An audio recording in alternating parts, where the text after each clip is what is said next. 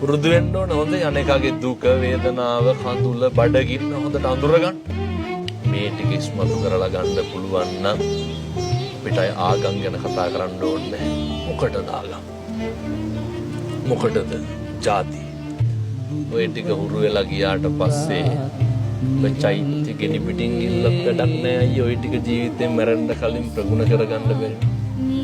මොන පොරටෝක් දුන්නත් තේරුමක් නෑ. මොන විදිහට තර්ක කෙරුවත් වැඩක් නෑ.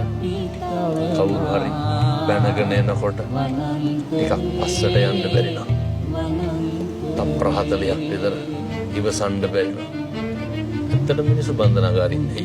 මම නිකන් මතක් වෙච්ච ඉඳලා තප්පර 30ක් විතර ඉවසන්න බැරි වෙච්ච ඉඳලා අනේකට කරු කරන්න බැරි වෙච්ච ඉඳලා අනේකගේ වරදට අපි කෝප වෙච්ච ඉඳලා එහෙම නෙමෙයිද? ගති ගුණ අතින් අපි තවම